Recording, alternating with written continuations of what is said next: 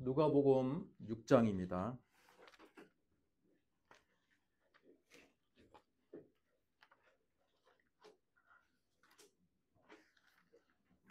누가복음 6장입니다.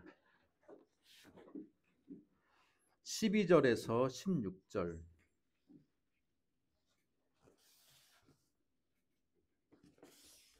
12절에서 16절입니다. 같이 읽습니다.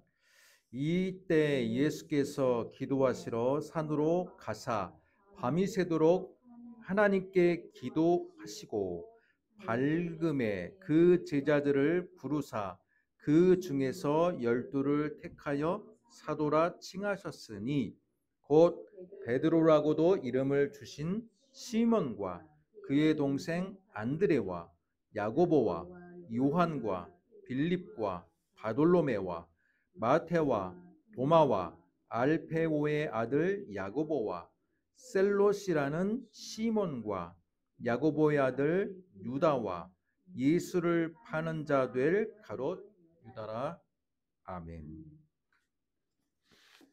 자, 오늘 우리가 읽은 이 말씀 가지고 세 부류의 사도라는 제목으로 말씀을 듣도록 하겠습니다.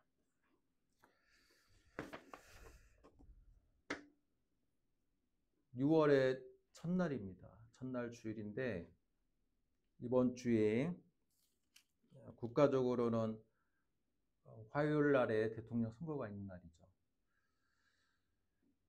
주원이 같은 경우는 사전 투표를 했다고 하는데 저희들은 아직은 하지 않았습니다. 대한민국의 국민으로서 여러분께서 잘 이끌어갈 수 있는 지도자를 생각하시고 투표권을 행사하시는 것 국민의 의무라고 생각을 합니다. 다음 주 주일이 되면 아마 이제 대통령이 결정이 되고 또한 새로운 정부가 이제 꾸려질 것인데 기도해 주셨으면 좋겠습니다. 대한민국이 굉장히 중요한 시기에 저는 서 있다라고 생각합니다. 지난 몇 년 동안의 정치적인 혼란과 여러 가지 경제적인 어려움 속에서 굉장한 위기에 있는 대한민국, 중요한 시기라고 생각이 됩니다. 여러분께서 특정 후보를 제가 찍으라고 얘기할 수는 없죠.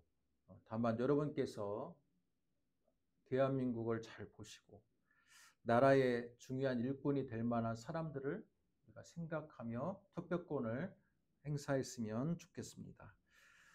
지난주에 이어서 오늘 누가복음 10장의 말씀을 우리가 읽었습니다. 예수님께서는 12사도를 택하실 때 하나님의 아들이셨음에도 불구하고 어떻게 택했습니까? 전날 기도하시고 산에서 밤새도록 기도하시고 내려와서 택하셨다라고 그렇게 복음서는 기록하고 있습니다. 누가복음 6장에서는 12명의 사도를 한꺼번에 이름을 지금 나열하고 있기 때문에 예수님께서 한꺼번에 택하신 것으로 여러분이 생각하실 수도 있지만 실제로는 어떻습니까? 시간의 갭이 있습니다. 맨 처음에 택한 사도들이 있고 그리고 점점 활동을 해 나가면서 예수님께서 12명의 사도를 택했습니다. 특별히 예수님을 판 자 가룟 유다는요, 언제 예수님께 부름을 받았는지 복음서에 기록이 없어요. 기록이 있는 사도가 있는 반면에 언제 부름을 받았는지에 대한 기록이 없는 사도가 있습니다. 어찌됐건 예수님은 12명의 사도를 통해서 어떤 계획을 세웠을까요? 여러분 12명의 사도를 왜 12명이라는 이 12라는 숫자에 맞췄을까요? 무엇을 연상하게 됩니까? 이스라엘의 12지파를 연상하게 됩니다. 예수님께서는 12명의 사도를 통해서 과거에 과거의 이스라엘이 12지파로 구성되었던 것처럼 이제는 새로운 12지파, 새로운 12지파를 예수님의 사역으로 말미암아 탄생시키기를 원했습니다. 예수님이 살고 있는 그 당시에 12지파가 여러분 존재했습니까? 대답을 해보시기 바랍니다. 예수님이 살던 시대에 나는 스불론 지파, 이사갈 지파, 단 지파, 무슨 지파, 유다 지파, 베냐민 지파, 여러 가지 12지파들이 존재했을까요? 안 했을까요?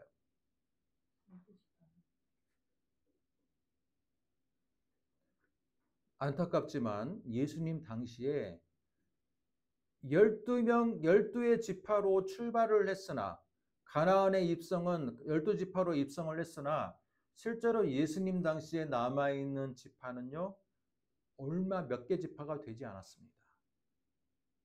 몇 개 지파가 되지 않았어요. 대부분 레위 지파와 유다 지파 중심으로만 남아 있었고요. 나머지 지파들은 별로 흔적이 남지 않았습니다. 이미 북이스라엘을 구성했던 10개 지파는요, 대부분 남아있지 않았고 사마리아라는 이름으로 남아있는 거예요. 여러분, 사마리아인들이 어떤 사람들입니까?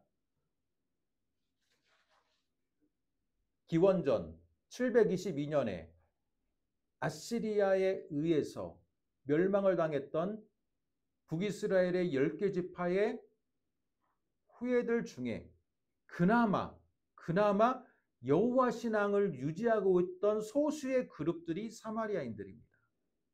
나머지인들은요, 그냥 아수르 민족에 동화되어 버렸습니다.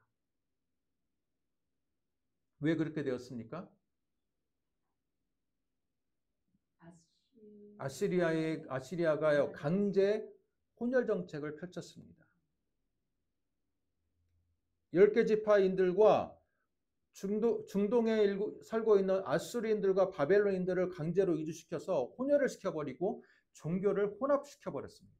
그러다 보니 많은 북이스라엘 지파들이 혼혈이 이루어지면서 동시에 종교적으로도 혼합이 되었어요. 그래서 많은 사람들이 중동에 있는 사람들로 다 편입이 되어버렸습니다. 그렇지만 그들 중에 나는 그럼에도 불구하고 혼혈이 되었음에도 불구하고 나는 여호와 신앙을 지키겠다라고 생각했던 소수의 사람들이 어디에 살고 있었어요? 사마리아 지역에 살고 있었어요. 사마리아 사람들이 살고 있었습니다. 그러나 그렇게 많은 숫자는 아니라고 그래요. 자, 그러면 예수님 당시에 남아있는 사람들은요, 남유다를 구성했던 유다 지파와 또한 레위 지파 중심으로 유대인들이 구성이 돼 있었던 겁니다. 예수님도 어느 지파로 혈통을 타고났으니까 육신으로는 유다 지파 혈통을 타고난 거. 그게 우연이 아니에요. 자, 어찌됐건 오늘 말씀을 보면요, 예수님께서 제자들을 불러주시는데 제가 오늘은 화이트보드를 한번 써보도록 하겠습니다. 화면에 다 담길지 잘 모르겠는데 다 담깁니까? 안 담깁니까? 약간 옆으로 가야겠네. 자, 됐습니까? 조금만 더. 예.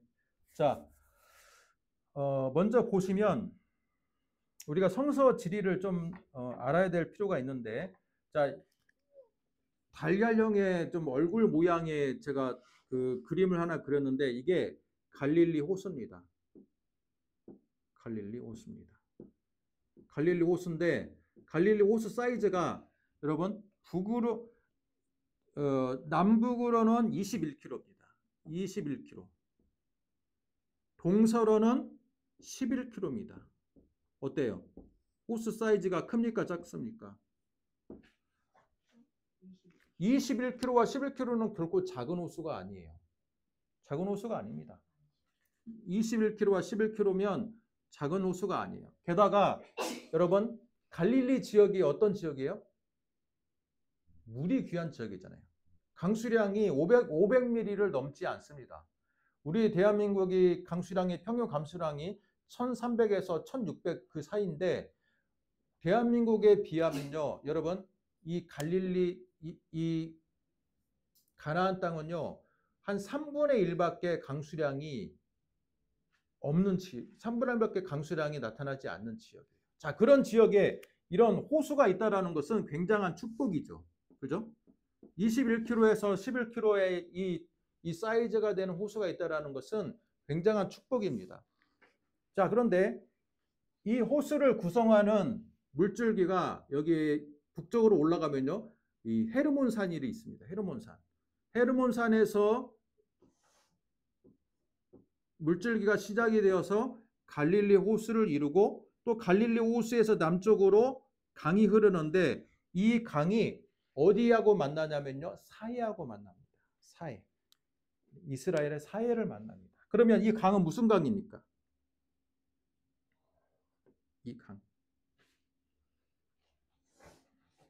우리가 잘 알고 있는 요단강이죠. 요단강. 갈릴리 호수에서요, 여기 헤르몬산에서 물이 발원을 해서, 자, 호수가, 큰 호수가 이루어졌고, 이 호수에서 남쪽으로 내려가는 요단강을 통해서 밑에 사해로 내려가게 됩니다. 자, 그런데 예수님의 사역의 중심지가 어디입니까? 예수님의 갈릴리 지역이 어디에? 갈릴리가 아니라 예수님께서 자라신 고향인, 여러분, 나사렛이 어디에 있어요? 갈릴리 호수 근방에 있습니까? 아니면 좀 떨어져 있습니까? 갈릴리 호수의 맨 끝단, 남쪽의 끝단에서 여러분 서쪽으로 약 30km 정도를 가야 돼요. 그러면 여기에 어디가 있느냐? 여기에 나사렛이라는 마을이 있습니다. 나사렛의 마을이 있는데 굉장히 갈릴리에서 그렇게 아주 가깝지 않아요. 어촌 마을이 아닙니다. 산지에 있는, 산속에 있는 마을이에요. 산속에 있는 작은 마을입니다. 그래서 나다나엘이 뭐라고 말합니까? 야, 갈릴리 그 조그마한 동네 그 시골 깡촌에서 무슨 메시아가 나타날 수 있느냐라고 말했던 것처럼 그만큼 나사렛은요, 굉장한 시골 마을입니다. 그리고 나사렛에서 조금 북쪽으로 가면 가나라는 마을이 있습니다. 가나가 뭐예요? 예수님께서 맨 처음에 이적을 행하셨던 곳. 거기가 어디예요? 예수님께서 맨 처음에 이적을 행하셨던 곳. 그렇죠. 혼인잔치의 이적. 물을 포도주로 만들었던 이적의 그 마을이 가나입니다. 그리고 가나에서 이제 시골 꾸불꾸불 해가지고 질이 나는데, 여러분, 제가 이 얘기를 하는 이유는 뭐냐면 예수님의 주요한 사역의 거점이 어디였을까요? 예수님의 주요한 사역의 거점은 바로 이 갈릴리 호수의 마을 중에서 가장 번성했던 마을이었던 가버나움입니다. 가버나움. 이 가버나움이라는 어촌 마을을 중심으로 예수님은 사역의 본부를 삼으신 거예요. 그리고 예수님의 제자들을 불렀는데 제가 지금 12사도를 세 그룹으로 나눠놨습니다. 여러분, 베드로, 안드레, 야고보, 요한, 그리고 빌립, 바돌로메, 마테, 도마, 작은 야고보, 다데오, 젤로, 시몬, 가룟, 유다. 자, 이 세 그룹으로 나눈 이유는 뭐냐면 첫 번째 그룹은요, 가장 예수님을 가까이에서 모셨던 그룹입니다. 두 번째 그룹은요, 나름대로 자신들이 가지고 있는 지식들이 있던 그룹이에요. 예수님의 12제자 가운데는 가장 지식인 정도의 그룹이라고 볼 수 있고요. 마지막 세 번째 그룹은 가장 미약하게 사용되었던 제자들입니다. 여러분, 우리가 잘 알고 있는 작은 야고보, 이들의 행적 잘 모르잖아요. 그리고 다데오라고 불리는 이 유다라는 사람도 행적을 그다지 잘 모릅니다. 자, 어찌됐건 이 첫 번째 그룹과 두 번째 그룹과 세 번째 그룹이 있는데 예수님께서 제자들을 불렀을 때 어디에서 가장 많이 불렀을까요? 갈릴리에 있는 가버나움과 이 벳세다라고 하는 마을에서 가장 많이 제자들을 불렀습니다. 그래서 여러분, 베드로와 안드레는요, 베드로와 안드레, 야고보, 요한은 이 베세다가 고향인데 가버나움에서 살고 있었는데 베드로와 안드레, 야고보, 요한은 가버나움에서 예수님의 소명을 받았습니다. 그리고 바돌로메라는 사람은 어때요? 바돌로메는요, 이 돌로바라는 게 아들입니다. 돌로메의 아들이에요. 돌로메의 아들이란 것은 여러분 그 사람의 이름이 있어요, 없어요? 요한의 아들, 그러면 그 사람의 이름을 아는 거예요, 모르는 거예요? 모르는 거죠. 돌로메의 아들, 그러면 이 사람은요, 자기 이름이 지금 없는 거예요. 그런데 유대인들의 습관이 누구의 아들로 불렀습니다. 누구의 아들? 누구의 아들? 누구? 자, 근데 바돌로메는요, 전통적으로 누구라고 일컬어지냐면 빌립에 의해서 부름을 받았던 제자 나다나엘이라고 일컬어집니다. 나다나엘. 요한복음 1장을 보면 빌립이 예수님을 만난 다음에 뭐라고 합니까? 자신의 가장 친한 친구였던 나다나엘을 찾아가서 야, 내가 메시아를 만났는데 너도 메시아를 만나러 가자. 그러니까 나다나엘이 뭐라고 말합니까? 나다나엘이 어디에 있었어요? 무화과 나무 밑에 앉아 있었는데, 여러분 무화과 나무 밑에 앉아 있다는 것은 무슨 뜻이냐면 우리로 말하면 어디예요? 한여름에 더운 여름날 시골 노인들이, 시골에 계시는 분들이 여러분 평상을 펼칠 때 어디다가 펼칩니까? 그 마을에서 가장 오래되고, 그렇죠, 아름드리 나무처럼 그늘을 제공할 수 있는 나무에다가 평상을 펼치잖아요. 마찬가지입니다. 유대인들에게 있어서 가나안이라는 그 땅은요, 굉장히 더운 땅이에요. 그러다 보니까 여러분 책을 읽고 율법을 묵상하는데 어디에서 봐야 돼요? 집에서 보는 게 아니라 바로 그늘을 제공해주는 나무 밑에서 말씀을 읽고 묵상하고 기도하는 습관이 있어요. 무화과 나무 밑에서 내가 너를 봤다, 예수님께서 나다나엘에게 말하는 건 무슨 뜻이에요? 너 그냥 무화과 나무에서 쉬고 있는 걸 내가 봤다는 뜻이 아니에요. 나다나엘은 그늘 밑에서 말씀을 읽고 묵상하고 기도하던 사람이다라는 뜻이에요.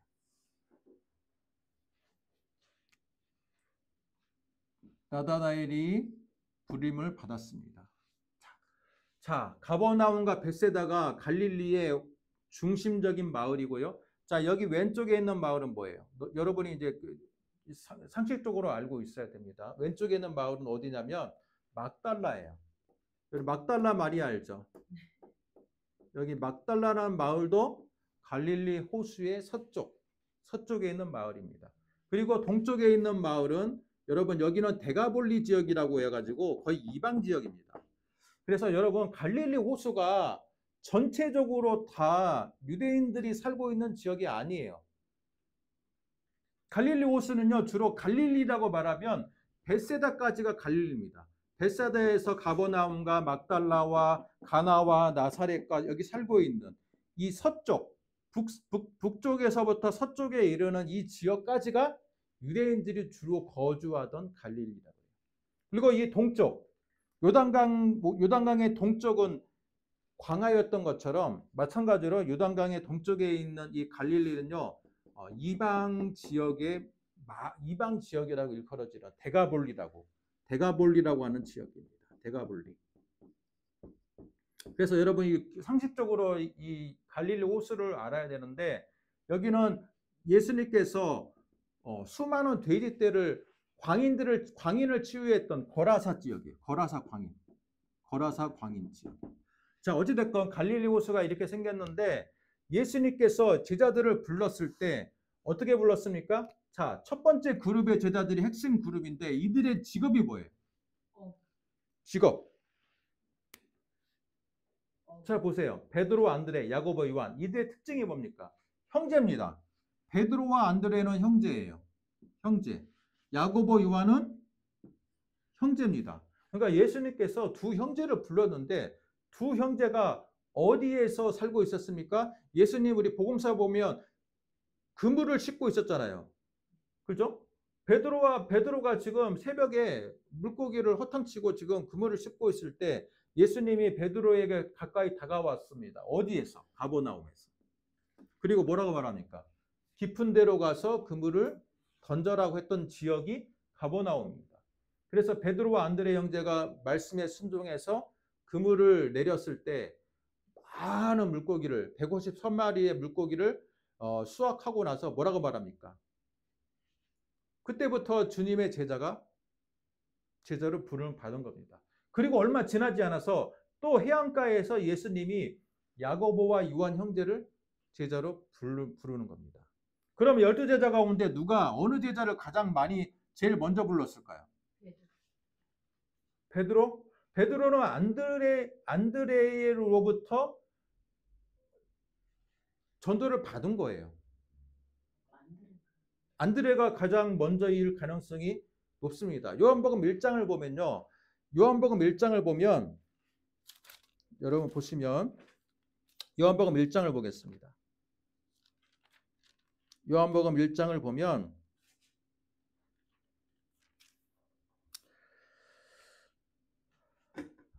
35절 또 이튿날 요한이 자기 제자 중 두 사람과 함께 섰다가 제가 몇 달 전에 설교했던 부분이죠. 예수님께서 권하심을 보고 말하되 보라 하나님의 어린 양이로다. 두 제자가 그의 말을 묻고 예수를 따르거늘. 자 이렇게 됐는데 두 제자 중 한 사람이 누구예요? 40절 요한의 말을 듣고 예수를 따르는 두 사람 중에 하나는 시몬 베드로의 형제 안드레라. 그가 먼저 자기 형제 시몬을 찾아 말하되 우리가 메시아를 만났다. 여러분 이거 볼 때 지금 원래는요 예수님의 첫 번째 제자라고 생각되는 사람이 아마 안드레였을 겁니다. 근데 안드레는 누구의 제자였어요 원래? 세례 요한의 제자였어요. 세례 요한의 두 제자 중 핵심적인 제자였습니다. 근데 이들의 세례 요한의 핵심적인 제자가 자기 스승이 저 지금 지나가는 예수님을 보고 보라 하나님의 어린 양이로다 하니까 이제 제자를 보내는 거예요. 그 말이 뭐냐면 제자를 파송하는 겁니다. 너 저 사람에게 가가지고 제자가 되라. 그래서 예수님을 따르니까 예수님의 제자로 되다가 안드레가 베드로를 전도한 거죠. 자, 이렇게 된 겁니다. 자, 또 요한복음 1장을 보면 뭐가 있습니까? 그리고 나서 누가 등장합니까? 43절 이튿날 예수께서 갈릴리로 나가려 하시다가 빌립을 만나 이르시되 나를 따르라. 빌립을 부릅니다. 빌립을 불러요. 빌립은 누구를 전도합니까? 바돌로메 자기의 친한 바돌로메를 전도합니다. 그죠? 자 이걸로 볼 때 어때요? 예수님께서 12제자를 부를 때 한꺼번에 부른 게 아니에요. 사역을 하다가 이 사람이 여기 전도를 해가지고 나와서 여러분 불렀습니다. 빌립도 먼저 부른 다음에 빌립이 나다나엘을 전도해서 예수님께 나와서 제자가 되었고 사도가 되었습니다.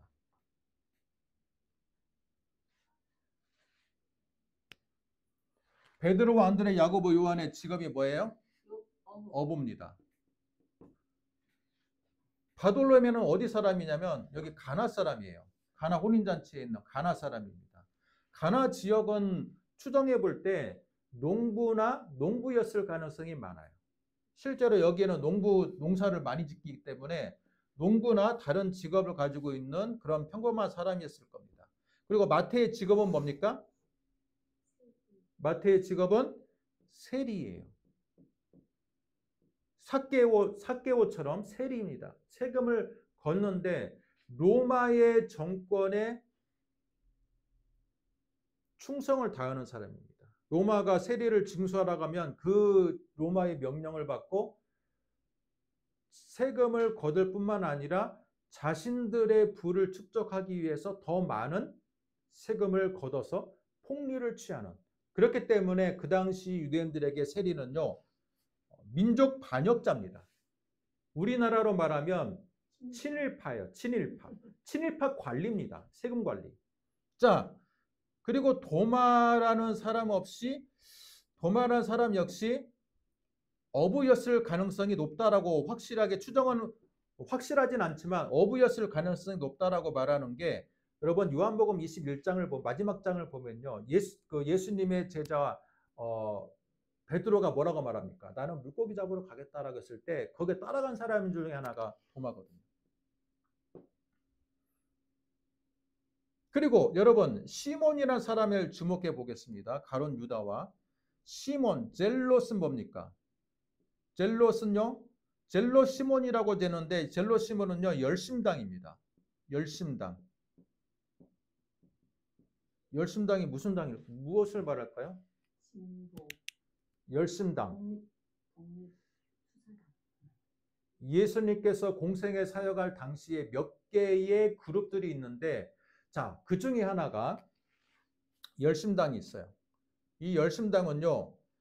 우리 일제시대로 말하면 독립투사 정도에 해당하는 사람들입니다.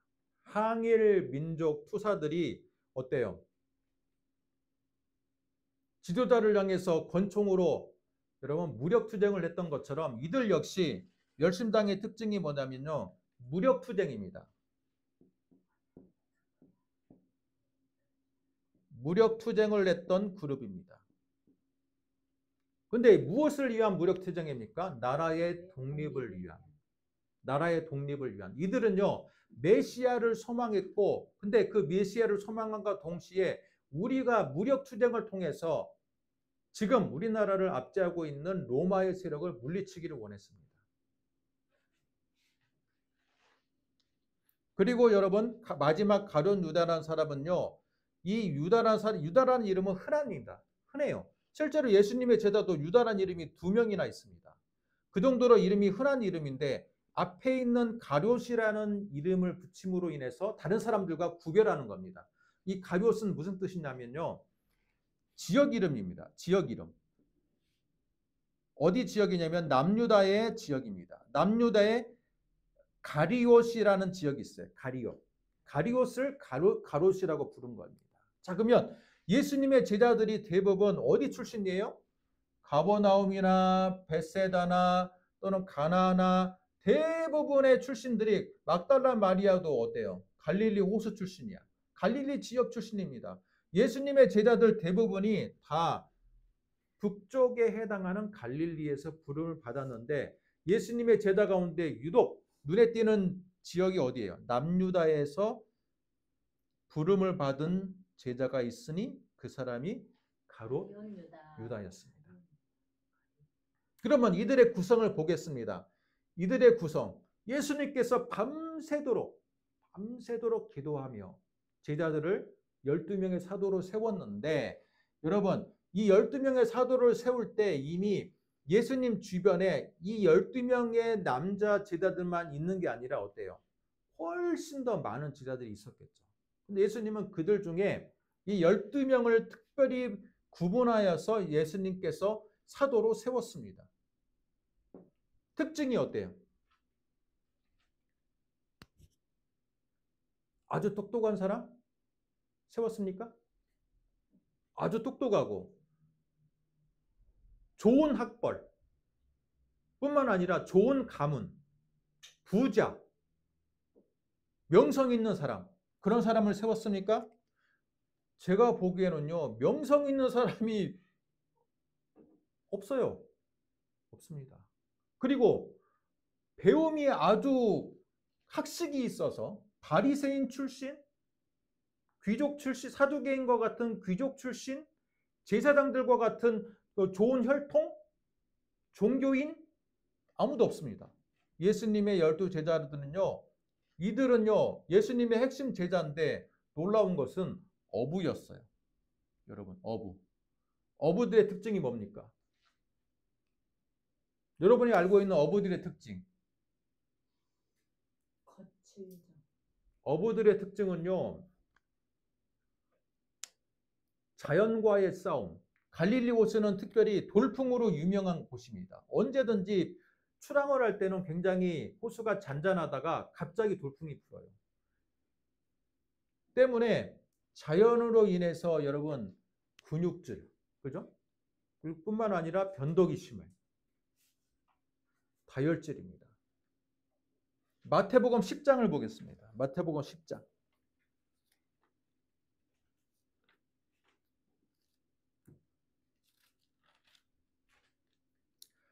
마태복음 10장에도 예수님께서 12사도를 부르는 장면인데요. 자, 2절.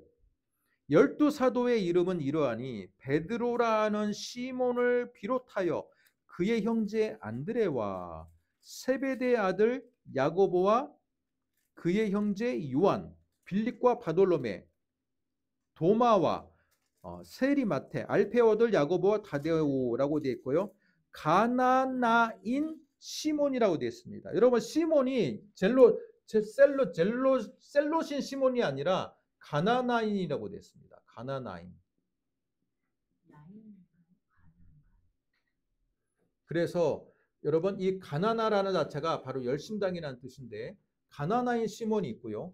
또 예수님의 제자 가운데 여러분 마가복음 6장을 보면요.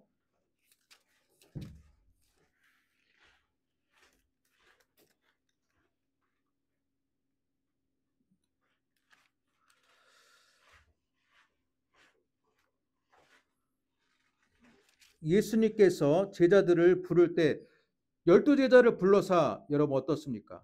6장 7절. 둘씩 보내고 더러운 귀신을 제어하는 능력을 주셨다. 그리고 제사를 파송했다라고 되어 있습니다. 자, 그래서 여러분 이 12명의 제자들을 예수님은 부른 것으로 만족하는 게 아니라 훈련시켜서 파송하셨다라는 것을 알 수 있습니다. 자, 이를 통해서 우리가 알 수 있는 교훈 몇 가지를 저는 여러분과 함께 교훈을 나누기를 원합니다. 첫째, 어때요? 예수님의 12제자 안에는 어떤 사람들이 있어요? 핵심적인 그룹이 있는데 이들이 핵심적인 그룹으로 여러분 꼽히는 이유는 뭐냐면요. 예수님이 이 핵심적인 제자들만 데리고 가는 장면이 있어요. 어떤 장면이 있습니까? 변화산 사건. 예수님이 변화산 사건으로 갈 때 예수님이 제자들을 다 데려간 게 아니라 여러분 변화산을 데려갔을 때 베드로와 야고보, 요한 형제만 데려갑니다. 여러분 안드레는 꼭 빠져요. 3명만 데리고 가는데 제자들 3명을 데려갔다는 건 뭐예요? 이 3명의 제자가 핵심적인 제자라는 거예요. 마지막 또 한 가지는 뭐가 있냐면 여러분 겟세마네 기도하죠. 예수님께서 십자가에 달리시기 전에 겟세마네 동산에서 기도하실 때 그때 데려갔던 제자가 누구예요? 베드로, 야고보, 요한입니다. 때문에 여러분 모든 제자들을 데리고 다니셨지만 변화산 사건과 겟세마네 동산에서 기도하실 때 이 3명의 제자들을 데리고 왔다는 거 보여요. 이 3명의 제자들이 예수님의 제자 그룹 가운데 핵심적인 제자라는 거예요. 그런데 차별을 뒀습니까? 차별을 둔 이유가 차별을 뒀습니까? 안 뒀습니까? 이들이 학벌이 좋아서 예수님께서 차별을 둔 것도 아니고, 그죠? 이들이 고귀한 혈통을 타고나서 학벌을 둔 것도 아니에요. 예수님의 제자들이 여러분 핵심적인 제자가 된 이유는 뭐냐면 이들이 가장 열정적이었기 때문에 그래요. 학벌로 보면 어떻습니까? 나다나엘은요 성경을 묵상하던 사람이에요. 공부하던 사람. 원래 직업이 농부였는지 또 다른 직업이었는지는 알 수 없지만 확실한 것은 이 바돌로메라고 일컬어지는 나다나엘은요 굉장히 학식이 있고 공부를 좋아했던 사람입니다. 세리 마태는 어때요? 그 당시에 세리라는 직업도 여러분 세문을 할 줄 알고 사람들에게 세금을 부과할 줄 안다는 건요 엘리트 그룹이에요. 엘리트 그룹. 도마라는 사람은 어떻습니까? 도마를 우리는 어떻게 기억합니까? 의심 많은 도마라고 하죠. 도마가 어떤 의심을 냈어요? 예수님의 손과 발자국, 즉 부활을 의심했죠. 죽은 사람을. 예수님께서 부활하셨을 때 그 자리에 도마가 없었어요. 그리고 예수님이 이제 부활하신 예수님이 사라졌을 때 도마가 나타나서 뭐라고 말합니까? 예수님, 야 우리 스승님이 오셨어. 그러니까 도마가 믿지 못합니다. 그러면서 뭐라고 말해요? 내가 그 옆구리에 창자국에 손을 넣고, 그죠? 직접 내가 만져보지 않으면 나는 믿지 않겠다. 이건 뭐예요?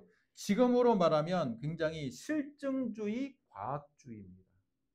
증거가 있어야지 믿겠다라는 거예요. 자, 이걸로 볼 때 도마 역시 어느 정도의 지식적인 학문과 학식이 있는 사람이에요. 빌립은 어떻습니까?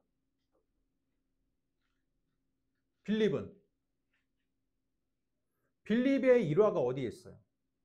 5천 명을 먹였을 때 빌립이 뭐라고 말합니까? 그 사건에서 오병이어 사건, 아이가 물고기 2마리, 보리도 5개가 있어요. 근데 빌립이 뭐라고 하냐면 이 많은 숫자를 먹이려면 이거 갖고는 안 됩니다. 그러면서 어느 정도의 숫자가 필요합니다라고 말했던 사람이에요. 빌립은요, 굉장히 이 사람도 굉장히 현실적인 사람이에요. 그래서 여러분 두 번째 그룹은요, 어느 정도의 되게 학식이 있고 좀 똑똑한 그룹입니다. 그런데 재미있는 것은 예수님은 누구를 쓰신다? 학식 있고 똑똑한 사람을 쓰실 줄 알았는데 어부를 쓰십니다. 어부 출신을 쓰세요. 왜? 이들은 성격은 좀 모나 있고 과격하고, 베드로가 얼마나 과격한 사람입니까? 여러분, 겟세마네 동산에서 자기 스승이 잡히는 것을 참지 못하고 품 안에 칼을 가지고 있어서 칼을 휘둘렀을 때 그때 누구의 귀가 떨어졌어요? 말고라는 사람의 귀가 떨어졌습니다. 이걸로 볼 때 베드로는 칼을 차고 있는 사람이에요. 여러분, 그걸로 인해서 많은 사람들이 뭐라고 이야기하냐면 베드로 역시 열심당이었을 수도 있다라고 이야기해요. 왜 그렇습니까? 열심당들이 주로 하는 행동이 뭐냐면요, 이 번거지와 같은 옷을 갖고 옷 속에 칼을 숨기고 다닙니다. 그러다가 로마 병정들을 만나고 로마인들을 만나면요, 로마인들을 푹 찌르고 도망가는 사람들이에요. 한마디로 테러리스트입니다. 테러를 가하는 사람들이 열심당의 특징인데, 베드로가 칼을 갖고 있다라는 것을 볼 때 열심당이었을 수도 있다라고 이렇게 이야기하기도 합니다. 어찌됐건 중요한 건 뭡니까? 예수님의 핵심적인 그룹은요, 학식이 있는 두 번째 그룹이 아니라 어부 출신이었다는 거예요. 어부 출신이었어요. 왜 그랬을까? 가장 스승에 대한 충성과 행동, 실행력이 강한 사람들. 실행력이 강한 사람들.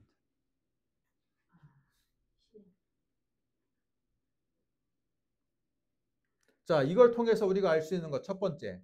여러분, 정말 다양한 사람을 뽑았어요. 다양한 사람. 다양한 제자들이요. 그렇습니까? 안 그렇습니까? 어부도 있고 농부도 있고 여기 세리도 있고 뿐만 아니라 뭐 여기 남유다 출신도 있고 열심당도 있고 정말 다양한 사람들 뽑았습니다. 대부분 우리가 제자를 뽑을 때 어떻게 뽑아요? 스승들도요, 대부분 똑똑한 사람들 뽑습니다. 여러분도 만약에 사람을 뽑을 때 어떤 사람 뽑아요? 말 잘 듣고 똑똑하고, 그죠? 그런데 예수님은요, 정말 천차만별의 제자들을 뽑았어요. 지역 안배도 별로 없어요. 남유다 출신도 뽑았어요. 그리고 그 당시에 과격한 분자였던 열심당도 뽑았습니다. 그리고 여러분, 마태와 열심당은 어때요? 서로 사이가 안 좋을 수밖에 없어요. 마태는 어떤 사람이에요? 로마 정권에 협력했던 사람. 우리로 말하면 친일파. 젤롯당 시몬은 어떤 사람이에요? 항일 투쟁했던 사람, 무장운동했던 사람. 근데 이 사람들이 서로 같은 그룹에 묶여 있어요. 12제자로. 그죠? 성격이 다른 거예요. 정말 다양한 제자들을 뽑아서 예수님은 하나님의 나라의 운동을 하셨다라는 겁니다. 우리가 지금 투표를 앞두고 있는데 마찬가지입니다. 대한민국을 여러분 부강하게 만들려면요, 대한민국의 국민 그 대표자들이 다양한 부류에서 뽑혀가지고 서로 다른 목소리를 내고 그 안에서 결정이 이루어져야 돼요. 그런데 대부분 우리나라 지금 여러분 이 정치가 안타까운 점은 뭐냐면 정치인들 대부분 법조인들이야. 여러분 법조인 출신들이 우리나라를 잘 이끌어갈 수 있다라고 생각합니까? 그 안에 노동자 출신도 있어야 되고 어때요? 장애인 출신도 있어야 되고 소수를 대변할 수 있는 출신들이 서로 다른 그룹들이 모여서 자신들의 지금 소외된 부분들을 주장을 해서 결정을 해야 되는데 우리나라 정치인들은요, 왜 소수의 엘리트 그룹들로만 구성이 되어 가는지 모르겠어요. 서울대 출신, 그죠? 대부분 서울대 출신이야. 그리고 법조인 출신이에요. 300명의 국회의원 중에 한 절반 이상이 다 그런 것 같아요. 다 엘리트 그룹이. 여러분, 엘리트 그룹으로만 이루어져 갖고는요, 나라를 어떻게 할 수가 없습니다. 예수님도 어때요? 엘리트 그룹이 있긴 했지만, 엘리트 그룹이 수기다가 된 게 아니라, 가장 실행력이 높은 어부 출신이 예수님을 핵심적인 제자가 되었습니다.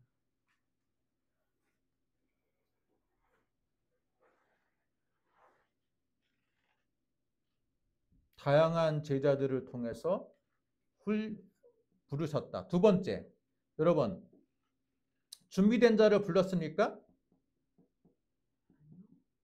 준비된 자를 부른 게 아니라 여러분 부름에 응답한 자를 먼저 제자로 세웠다라는 거예요. 먼저 부른 다음에 제자로 훈련시켰지 제자로서 능력을 자격을 갖춘 자를 부른 게 아니라는 거예요. 우리 교회들이 어떻습니까? 제자 훈련을 하는 이유가 뭐예요? 그죠? 충분히 열심을 다해서 훈련을 시켜서 제자로 세우기 위함이에요.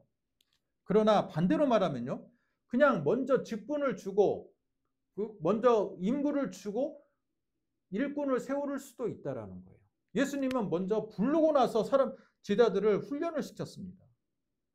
제자들을 훈련을 시켰어요. 베드로를 불렀고 야고보, 요한을 불렀을 때 이들은요 그냥 어부였어요. 어부를 불러서 예수님의 제자로 삼았습니다. 우리 교회들은 너무 많은 것을 시키려고 그래요. 그냥 먼저 부른 다음에 조금씩 훈련해 나가는 것이 예수님의 방법으로 볼 때 중요한 부분도 있는데 저는 아직 준비가 안 됐습니다. 무슨 직분을 맡기면 뭐라 그래요? 저는 아직 준비가 안 됐어요.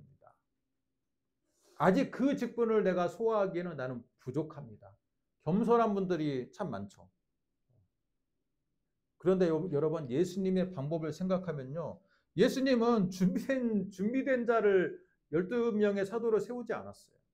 그냥 예수님의 부름에 응답하고 그냥 열정이 있는 사람들이라면 다 불렀습니다. 그리고 나서 차근차근 준비를 시켜 나갔다라는 겁니다. 세 번째, 여러분, 세 번째 어떤 것을 알 수 있습니까?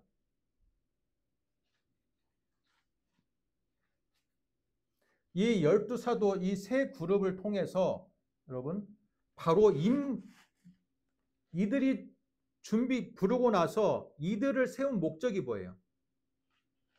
작은 예수를 만들기 위함이었습니다. 확실한 목적을 가지고 세웠어요. 그냥 세워서 야 12명 너희들 12지파를 대표하는 거야. 그런 의미로만 삼는 게 아니라 정말 예수님을 대신할 만한 사역을 감당하기 위해서 이들을 세웠다라는 겁니다. 처음에 부를 때는요. 그냥 부름에 응답한 자로 불렀어요. 그런데 이들이 부족할지라도 예수님은 어떡합니까? 오늘 우리 말씀 찾아보겠습니다. 누가복음 6장.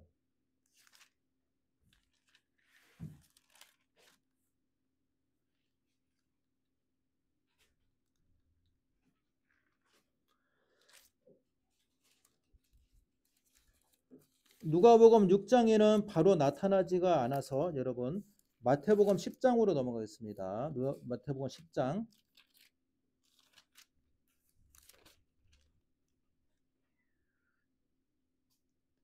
바로 어떻습니까? 마태복음 10장의 2절부터 여러분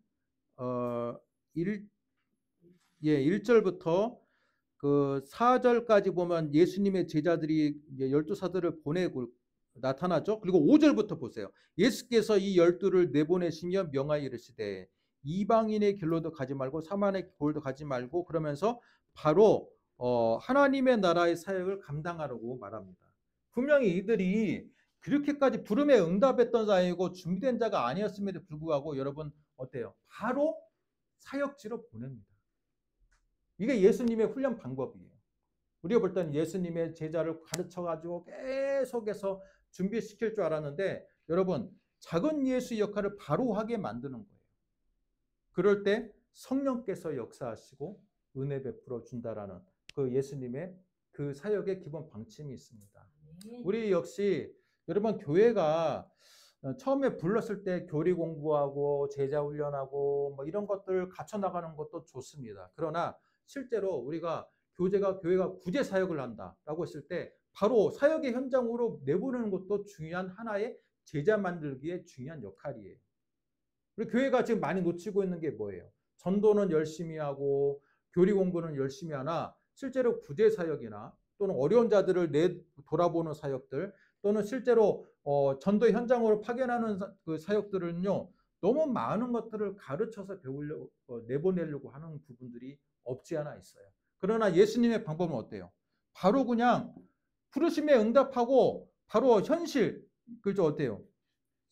바로 현실로 파송을 한 후에 그들이 그걸 통해 가지고 성장하기를 원하셨던 예수님의 마음을 우리는 알 수가 있습니다. 자, 오늘 말씀 제가 여러 가지의 말씀을 드렸는데 하여튼 그렇습니다. 여러분 예수님의 이 수제자로서 쓰임받았던 사람들이 정말 평범했던 사람들이었고 정말 성격적으로는 정말 참 부족했던 자들이에요. 야고보 요한은 심지어 우리의 아들이라는 별명을 갖고 있던 사람입니다. 우리 아들이 뭡니까? 천둥의 자식들이란 뜻이에요. 천둥의 자식들. 뭐예요? 성격이 얼마나 과격하고 그냥 큰 소리 그죠? 급한지 정말 한번 화가 나면 앞뒤를 여러분 따지지 않는 정도로 과격했던 사람들이란 뜻이에요. 그런 사람들을 불러서 어때요? 예수님을 수제자로 삼고 핵심 그룹으로 쓰임을 받았던 것입니다.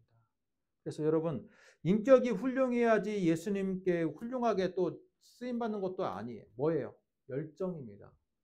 스승을 향한 메시아로 고백할 수 있는 그 믿음, 그 열정. 마찬가지라고 생각합니다. 교회 안에서도 나 보면 우리 되게 부자이시거나 학벌이 좋으시거나 또 그런 분들을 먼저 장로로 세우고 뭐 직분자로 세우는 경향들이 없지 않아 있는데 저는 그것보다는 정말 하나님의 나라 교회에서는 가장 먼저 열정 있는 사람, 가장 먼저 헌신적인 사람 그런 사람이 정말 하나님의 나라에 귀하게 더 쓰임을 받아야 한다고 저는 생각해요. 예수님의 제자들을 보더라도 그렇지 않습니까? 여러분은 이 중에서 어떤 제자의 그룹에 가깝다라고 생각하십니까? 봐보세요 앞에. 어떤 제자의 그룹에 더 가깝다라고 생각하십니까? 여러분은. 우리는 자기 객관하고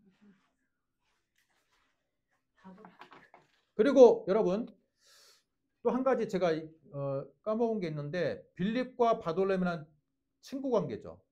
형제 관계죠. 누가복음에서 이렇게 여러분 이름을 누가복음 순서대로 제가 적은 건데 이렇게 복음서에서 제자들의 그룹을 적었을 때 우연하게 적은 게 아니에요. 가장 먼저 베드로가 등장하는 것은 베드로가 수제자였기 때문에 등장하는 것이고 제일 마지막에 가룟 유다가 등장하는 것은 스승을 판 배신을 했던 제자이기 때문에 12사도 중에서 가장 제일 마지막에 기록된 것이에요. 자, 그런 걸로 볼 때 여러분 열심당 시몬 역시 가룟 유다와 같이 이름이 불린다는 건 뭐예요? 가룟 유다도 열심당 시몬과 굉장히 가까웠던 사이였다라는 것을 알 수 있습니다. 그러면 가룟 유다는 기본적으로 가지고 있는 그 마음의 사상이 어떻겠습니까? 이 열심당 시몬처럼 하나님의 나라를 이루기 위해서 나는 독립투쟁을 하는 것을 더 선호했던 사람이었습니다. 그런데 한 사람은 어떻게 됐어요? 자신의 생각을 굽히지 않았습니다. 가룟 유다는. 예수님을 만났음에도 불구하고 우리나라를 위해서 우리 스승이 독립투쟁가가 되기를 원했어요. 그런데 예수님이 어때요? 끝까지 독립투쟁에 동의하기보다는 예수님은 예수님의 방법으로, 영적인 방법으로 구원을 시키기 위한 메시아로 자신의 정체성과 자신의 사역을 이어나갔어요. 가룟 유다는 그것을 기다리다가 우리 스승이 더 이상 자신이 생각하는 메시아가 아니었다라는 것을 알고 은 30에 스승을 팔아버린 거예요. 그러나 이 열심당 시몬은 어때요? 똑같은 가룟 유다와 같은 열심당과 같은 생각을 갖고 있었으나 나중에 이 젤롯당 시몬은요, 가룟 유다의 생각에 동의하지 않고 나중에 예수님의 복음에 마음을 열게 되었습니다. 처음에는 칼을 차고 나라의 독립을 위해서 무장 테러 운동을 했던 이 열심당 시몬은 예수님의 말씀에 변화를 받아서 세계 사역의 중요한 선교의 역할을 감당했다 그래요. 그래서 처음에 내가 어떤 생각을 가지고 교회에 왔느냐가 중요한 게 아니에요. 처음에 어떤 생각을 가지고 내가 교회에 왔느냐가 중요한 게 아니라 중요한 건 뭡니까? 교회에 와서 내가 어떻게 변하느냐가 중요합니다. 근데 이 사람은 변했어요, 안 변했어요? 가룟 유다는 안 변했어요. 이 사람은 변했어요, 안 변했어요? 변했어요. 마찬가지입니다. 베드로, 안드레, 야고보 역시 처음에는 어때요? 아주 부족한 상태로 왔어. 그러나 점점 예수님과 동행하면서 변해갔던 것처럼 우리에게 필요한 건 뭐다? 변화다. 변화. 아멘. 작은 예수. 그 변화의 중심지에 우리 교회가 서 있어야 돼. 교회가 서 있어야 돼. 처음부터 어떤 사람은 저는 술, 담배를 끊지 못해서 교회에 갈 자격이 없습니다. 그렇게 교회에 전도를 하면요, 겸손하게 이야기하는 듯한 사람이 있어요. 그러나 그게 맞는 말이에요, 틀린 말이에요? 교회 와서 점점 변화를 기대한다면 그냥 와야 돼. 그죠? 술, 담배 해도 와. 나는 죄인입니다. 세상에서 때가 많이 묻었어요. 교회 가면 교회 같이 거룩한 곳에 나는 갈 수가 없어요. 그래도 그런 사람도 와야 돼. 어떻게 하면 되니까? 변화를 주님께서 시켜주시니까. 교회가 바로 그런 곳이 돼야 돼. 그래서 요즘은 많은 죄인들이 모여서 회개하고 기도하고 변화되고 그래서 새 사람이 되어서 세상으로 파송되는 곳이 뭐가 돼야 됩니까? 교회가 돼야 돼.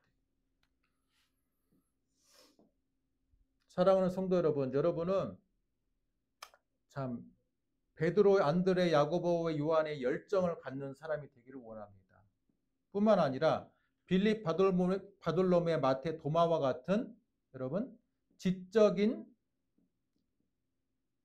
능력도 갖추기를 원합니다. 아멘. 뿐만 아니라 이 가장 조용했던 이 세 번째 그룹들처럼 젤롯당 시몬처럼 처음에 내가 가지고 있던 생각을 복음으로 말미암아 변화를 받는 여러분이 되시기를 주님의 이름으로 축복합니다. 이 세 가지가 이루어질 때 바로 여러분은 하나님께 더 귀하게 사용되는 그릇들이 될 줄로 믿습니다. 기도하겠습니다. 하나님, 은혜와 사랑을 감사합니다. 오늘 우리에게 주시는 이 말씀을 통해 새 그룹의 제자라는 제목으로 우리가 말씀을 들었습니다. 이 제자들이 처음에는 하나도 갖춰지지 않은 상태에서 예수님의 부름을 받았지만 열정 있는 사람들은 열정 있는 모습으로 쓰임을 받았고 지적인 사람은 지적인 모습으로 쓰임을 받았고 또한 자신의 생각을 변화되어서 나중에는 더욱더 훌륭한 제자들로 쓰임받았던 것들을 우리는 기억합니다. 지금 우리가 아무리 부족한 모습에 있을지라도 하나님은 우리의 가지고 있는 성향과 또한 우리의 성격을 다 이용해서 하나님의 나라에 합한 모습으로 우리를 사용하실 줄로 믿습니다. 더욱더 우리 제자들처럼 열정을 가지고 또한 하나님에 대한 충성심을 가지고 온전하게 우리의 인생들이 쓰임받는 그런 복된 인생들이 되게 하여 주옵소서. 아멘. 예수님의 이름으로 기도드립니다. 아멘. 아멘.